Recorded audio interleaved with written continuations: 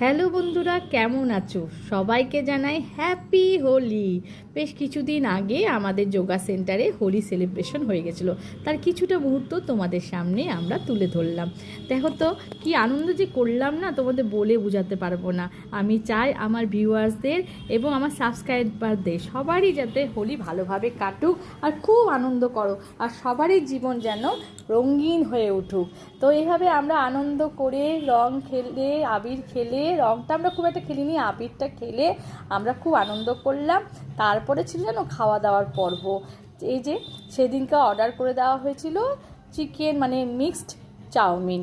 সেটা আমরা সবাই তৃপ্তি করে খেলাম, খাওয়া দাওয়া করে টোরে নিয়ে তার সঙ্গে আবার কোল্ড ড্রিঙ্কসও ছিল, সেগুলিও খেলাম।